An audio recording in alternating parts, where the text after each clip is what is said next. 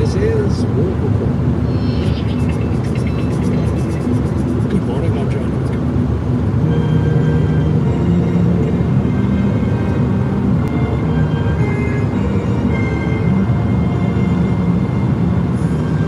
It took until day 9, but O Canada is finally echoing around the mountains of Bologna, Italy.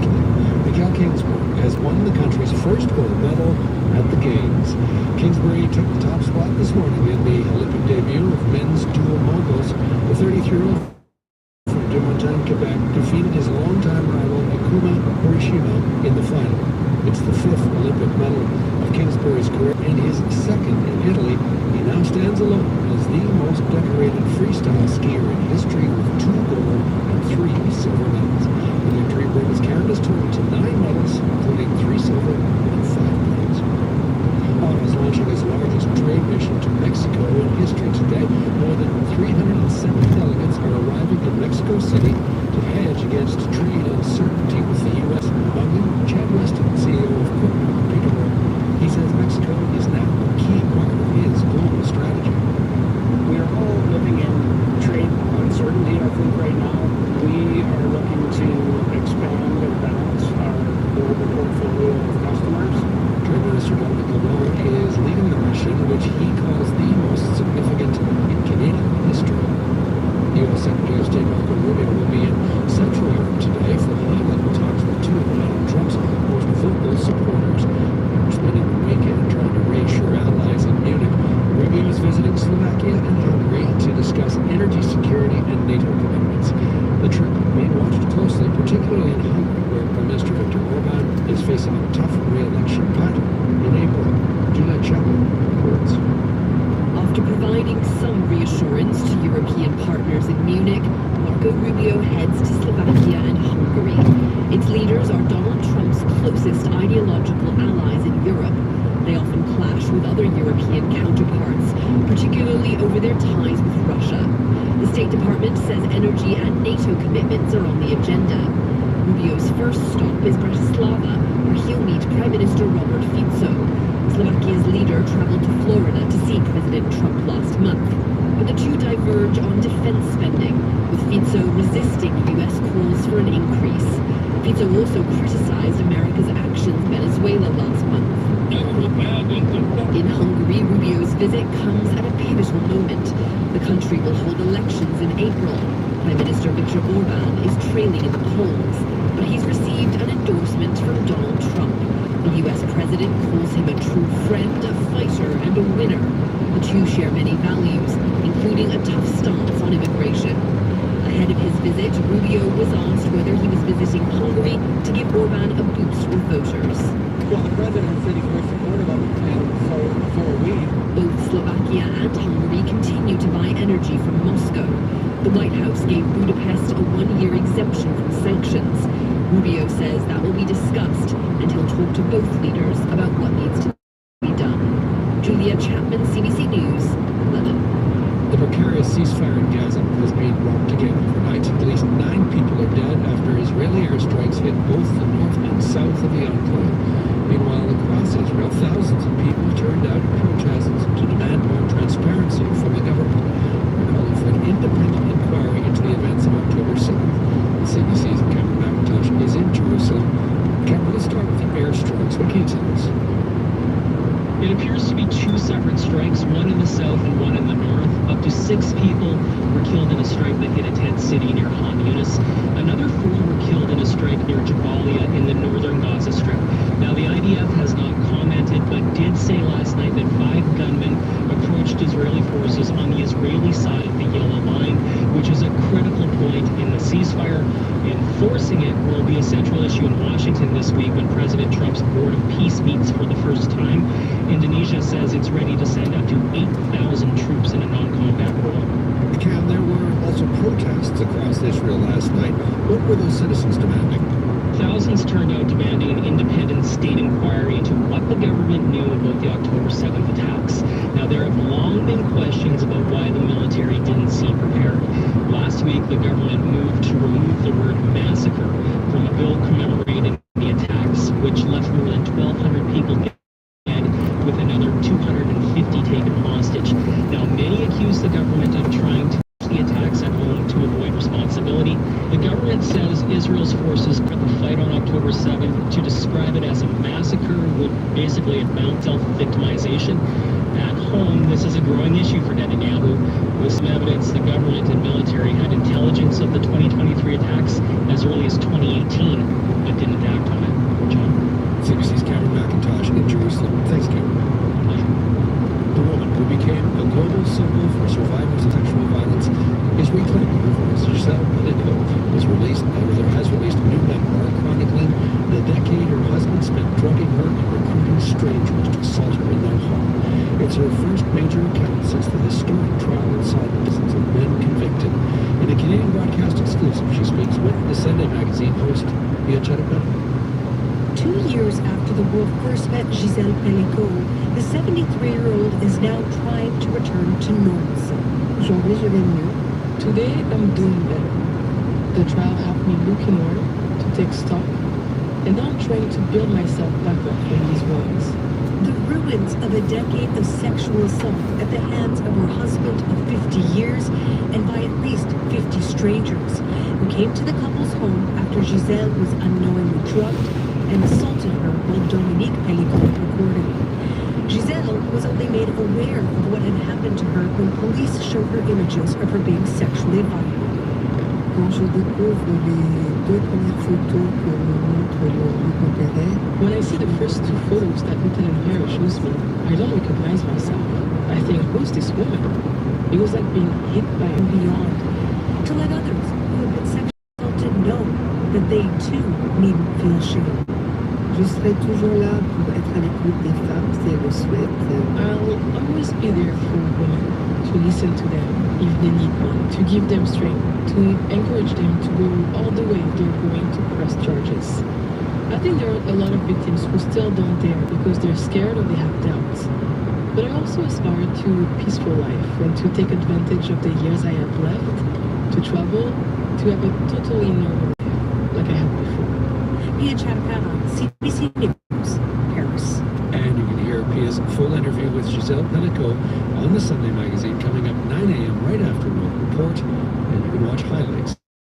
The Paralympics get underway in just 3 weeks, and Will Curling is the Paralympic version of the sport Canadians know so well. A curling club in White Rock, BC is showing people with mobility challenges the physical and social benefits of the sport. It's proof the game goes far beyond competing for medals. Tanushi Buttengar reports. Some residents of White Rock, BC were at the Peace Arch Curling Club on Saturday, where they learned that there is always a way to play one of Canada's most iconic sports. The club hosted one of its first adaptive curling sessions for people with mobility issues and those recovering from strokes. Disability advocate and city councillor Susan Baines says activities like these helped her confidence after she became a permanent wheelchair user 5 years ago. By having adaptive sports, adaptive recreation available, it allowed me to participate again and relearn new ways to do things. The club is partnering with Curl BC and White Rock Stroke Recovery. In the program, newcomers will learn to use a specialized stick to grip and slide curling stones across the ice. So a person who uses a wheelchair or can't play low to the ice can still curl. Dale Mitchell is recovering from a stroke. He gave the sport a shot Saturday for the first time. I almost sick the nerve. His wife Carol says curling will allow him to be active and also connect with people. It's not only a good physical outing, but it's a wonderful social outing, which is one of the most important parts of all of this. It gets them out there and doing something they've never even dreamed of doing before after they've had strokes. The program will have 2 more sessions on February 21st and the 28th. Tanushi Bhatnagar, CBC News, Vancouver. And that is the latest national and international news from World Report. I'm John Woodcock. Thanks for spending part of your weekend with us here at CBC News.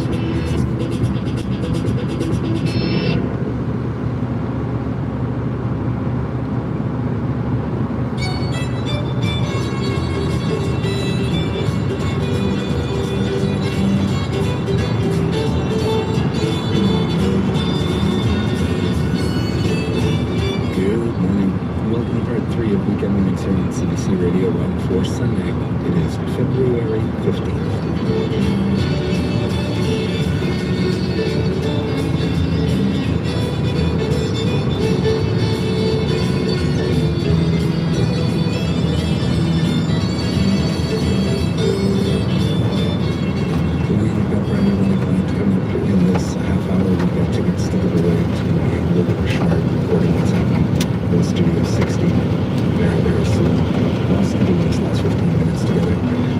Sean Lyons in the studio kitchen with Chris Mike of Nick Sean. Hey, y'all. Greg from Accountant, Warren Greg. And Andrew Van down at the CBC local news desk. Both headlines. Good night again.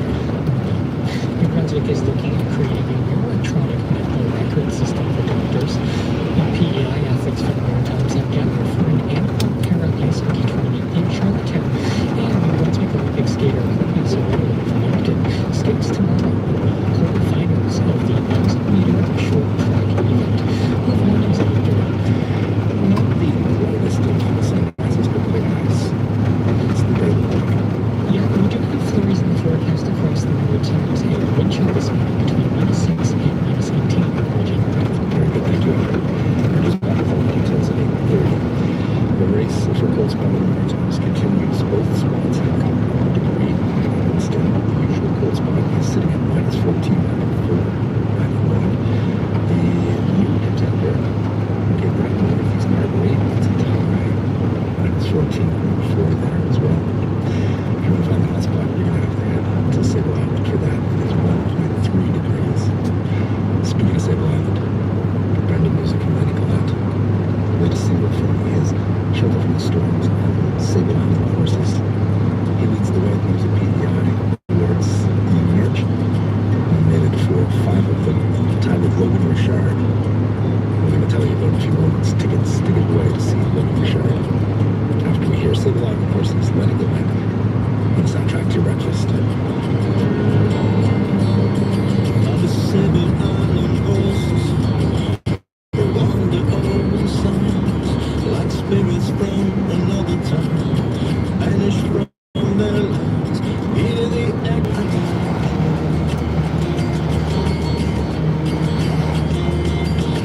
Years of so much sorrow when the soldiers came with guns, when the fields were set on fire, nowhere to hide or run. All the smoke, children crying, all the farms that were destroyed, all the families deported, and the horses drove the spoils. All the Sable Island horses, they wander over the sands like spirits from another time, vanished from their lands. Hear the echo of their lives, ancient melody. The Sable Island horses are the song of a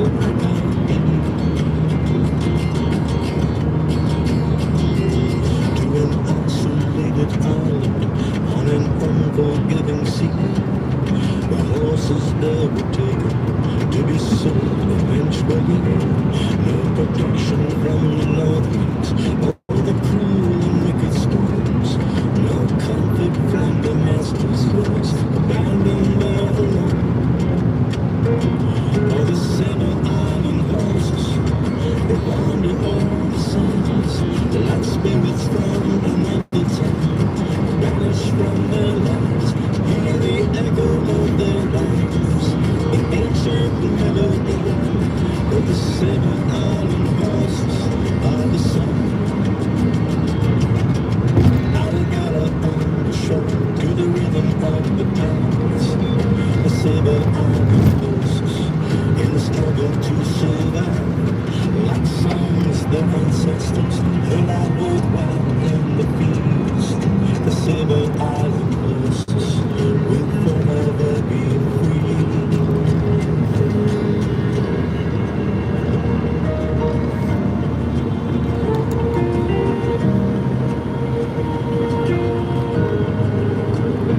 Hear the echo of their lives, of the Sable Island horses.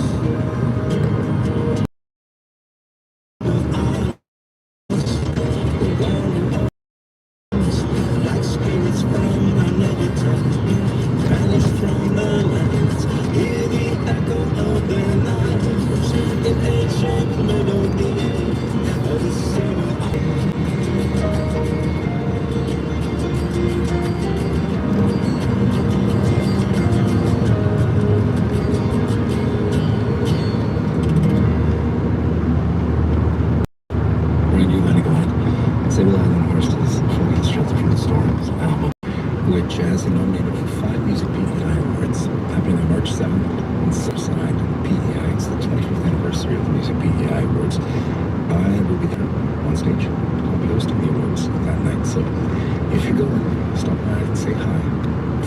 So he's up for 5. Logan Richard is tied with him for 5 nominations as well. And Logan Richard is about to join my show, East Coast Music Hour, for a live taping next weekend in Studio 60. If you're near Halifax next Sunday afternoon, would like to take in a concert with a radio recording. It's not a concert, it's a recording of the East Coast Music Hour with live music from 3 of PEI's hottest up-and-coming acts, Logan Richard, The Absolute Losers, and Amelia May.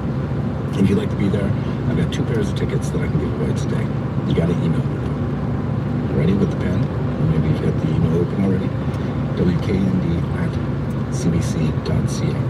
Next Sunday afternoon, Studio 60, Halifax. If you'd like to attend, WKND@cbc.ca. I only have 2 pairs of tickets to give away. Amelia May might be the newest name on that list of 3 for you. And actually, we heard from her aunt earlier this morning, Catherine McClellan. Here's Amelia May with a lovely song called Good Mother.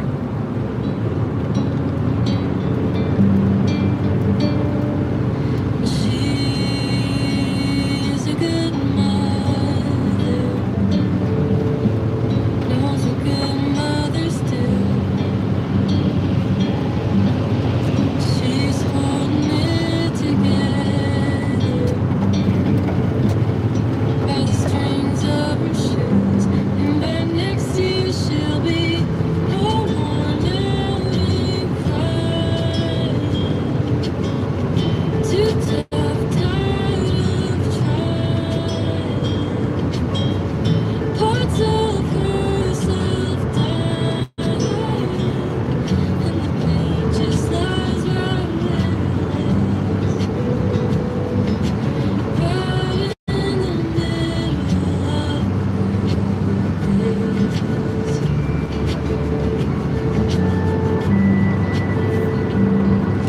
She's a good mother, knows what good lovers do. Pouring all she has to offer to the little one she knew. And by next year she'll be ready for another, praying at her altar, faith that never falters, and really fights for a place right in the middle of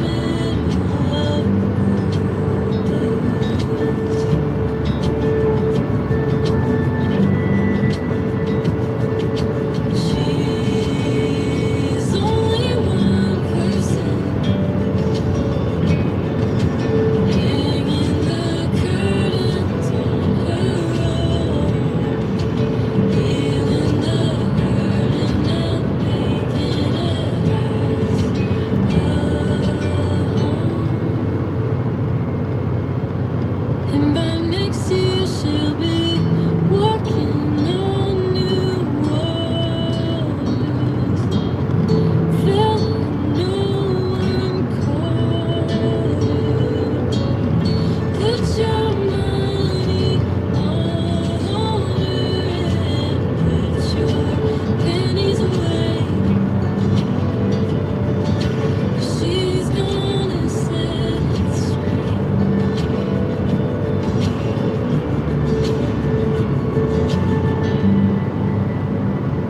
Gorgeous song from Amelia May. That is Good Mother. I have my winners. I will be contacting you back through the email that you sent to me. Dozens and dozens of emails of people that wanted to get into the show next Sunday afternoon with Amelia May, Logan Richard, and Absolute Losers, the East Coast Music Hour recording. One of the emails was from the producer of the East Coast Music Hour, Aaron Costello.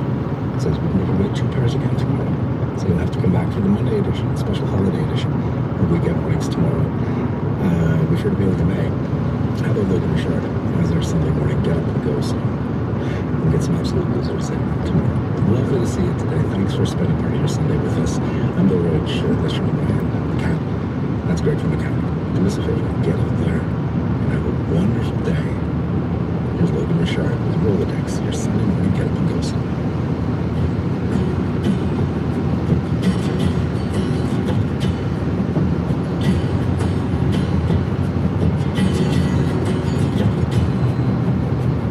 A little bird with a broken wing, watching all the other birds fly. It's a gentle rain, an eastern wind. Maybe all you have to do is try to break tradition. Set out on a mission. When you feel that fingers slipping, well, you know, if you fall down, you're going crazy. You've got my number in the Rolodex, baby. You can reach out if you ever need a friend. Yesterday's already history. Tomorrow is a new mystery. You can reach out if you ever need a friend. If you ever need a friend.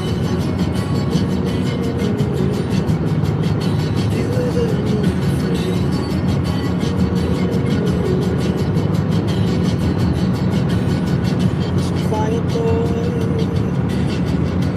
with a heavy mind makes it up and changes again. He's got some happiness. He's got a life. All you have to do is realize that you're missing anything. You don't need permission to go fix the part that's true. You know, if you fall down and you're going crazy, you've got my number in the Rolodex, baby. You can reach out if you ever need anything. Yesterday's over. If you ever need a friend. If you ever need a friend.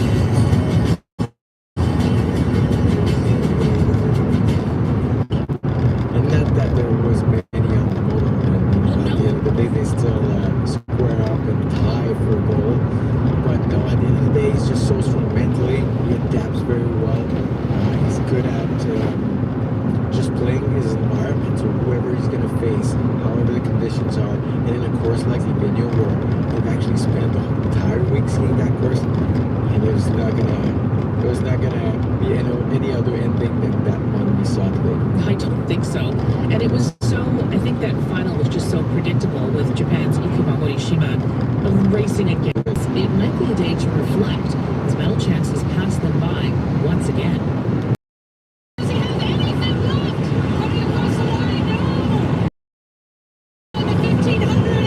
Disappointment for the Canadian short track speed skaters on Saturday night in Milano. William D'Angelo from Canada, heavily favored in the 1500 meter, but it just wasn't to be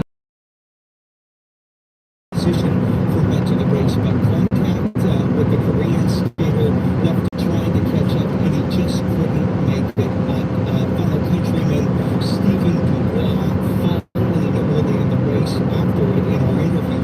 This gives Glebo 9 career gold medals. This gives Glebo 9 career gold medals, more than any other Winter Olympian in history. Canada finished 5th in today's men's relay. To snowboard now. That was correct. I don't know how you do that after suffering a massive concussion, a bruised pelvis, all of your... Finished 3rd in the qualifying runs for the slopestyle competition. He missed the big air event after injuring himself during training. However, McMorris was cleared by the medical staff for the slopestyle. He is the current bronze medalist in this discipline. The medal runs go on Wednesday. That is your Olympic Winter Games report. I'm Sonali Karnik.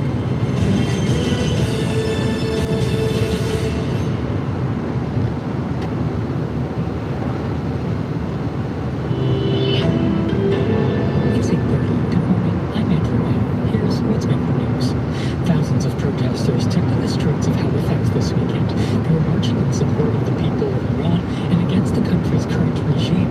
One of the protesters, Shafir Shaheen, said the demonstrators were spreading the message of voice of our people. We are here for a peaceful Iran. We are here for a better future for the children, teens, elders in Iran.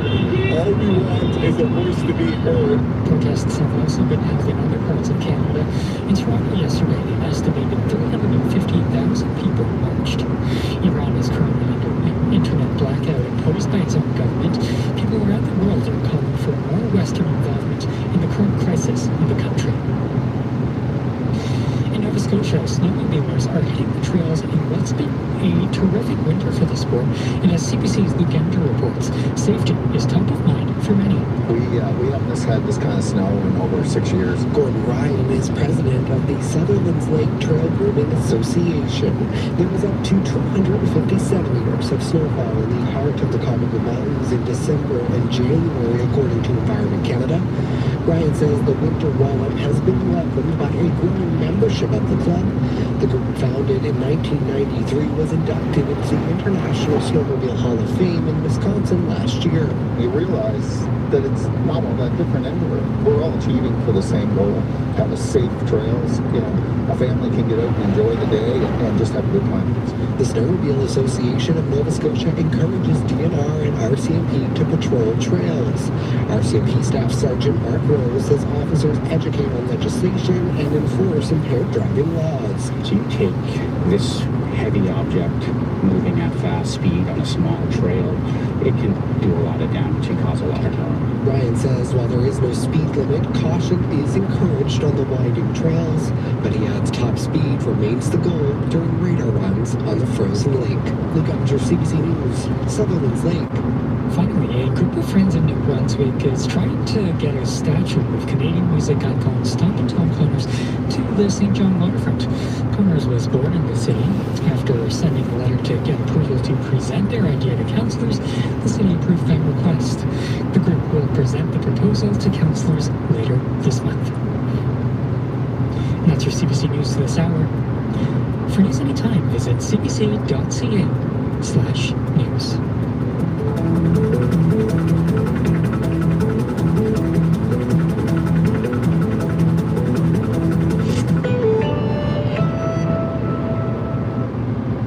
Hey, you're about to hear an encore episode of Atlantic Voice. It first aired in April 2025. So what's the first thing we're gonna do today here? So I was thinking we could make mapo tofu and some rice and then maybe like some greens on the side. It's a dish that my mom used to basically only eat by herself because my dad didn't like it and I didn't like it. And it wasn't until I moved away and I started to retrace my background through food that I found my way back to it, and now it's on regular meal rotation here.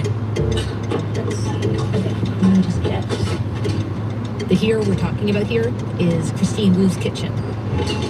It's in Lower Sackville, just outside Halifax. Hi, yes, my name is Christine Wu, and I'm the author of Familial Hungers, a poetry collection out with Brick Books. I'm Lindsay Bird, and you're listening to Atlantic Voice, and today we're cooking with Christine. So also, we're not going to make an authentic mapo tofu. When I first made it, I was living in Fredericton, and there was a couple of Asian grocery stores there, but they did not have the chili bean paste that you needed, and that was like the base for the sauce. So I fooled around with using different substitutes that I thought would be similar.